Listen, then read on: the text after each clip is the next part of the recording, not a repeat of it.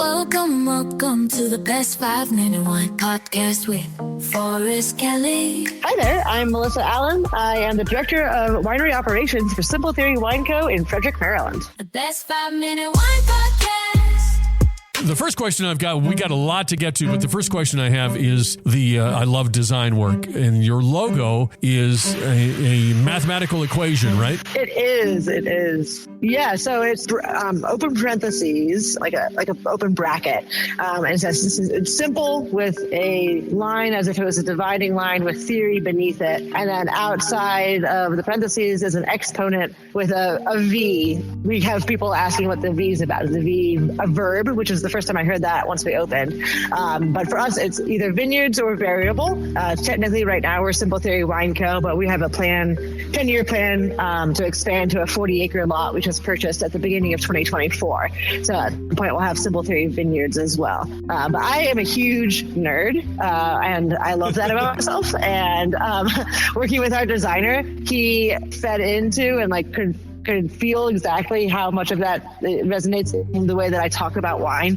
And he wanted to find a way to kind of bring that forward when he created the brand. We've got that. Now we can move on to the serious stuff. Okay, let's find out about this nerd. Give us a little bit of background, your educational background that kind of led you to this point. So in 1976, my grandparents, Jack and Seal, for some reason bought a 230-acre dairy farm in the middle of Maryland. And they are from Brooklyn and Queens. They're first-generation American. One of them's my grandfather is German-Swiss. My grandmother is Italian. And they bought a 230-acre dairy farm. They had been making wine in their basement in Brooklyn growing up. My great-grandfather gave up making wine when he was 82. Handed the equipment down to my grandmother now that they were on this farm. And my grandfather said, well, we know how to make wine. We have grapes in the ground. And now we have the equipment, which was 2 hand crank crushers and a press. Let's go commercial. And so they converted this 230-acre dairy farm into a winery. And that was in 1976. So that winery is Linganore Wine Cellars, which is one of the largest in the state of Maryland. We're almost 50 years old. And I started working here when I was about 7. Or started working there when I was about 7. It was one of those things where it's whatever a 7-year-old can do. I put capsules on bottles. I was actively involved in signing people up for tours, eventually giving tours, working in the cellar after school, during harvest, cleaning equipment, inoculating tanks. And all of that led for a passion and drive to go and learn how to make wine. And so I put my focus on getting into viticulture enology school. This was in 2009 when I graduated high school. So in that fall of 2009, I was very fortunate to have the opportunity to go to Cornell University. And so I have my degree in viticulture enology from Cornell. Graduated in 2013. During my time there, I spent some time working at wineries in New York, obviously being right there in the Finger Lakes.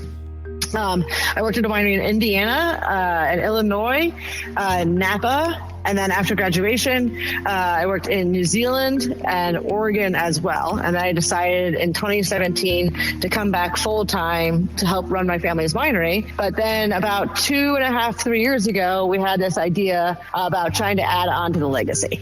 So we've got a nice running ship right now, but we wanted to find a way to really kind of highlight the change that we've seen in Maryland wine and in the climate that we have here over the last 30 years. So we went through the path to open up Simple Theory, which just opened in December 2024. And looking back, aren't you glad that you went into wine rather than the dairy part, that you were drawn to? I'm very glad. Yeah. I could just picture you as a 7-year-old with a glass of wine on a stool, and you're sitting there milking the cow, the dairy cow. Right.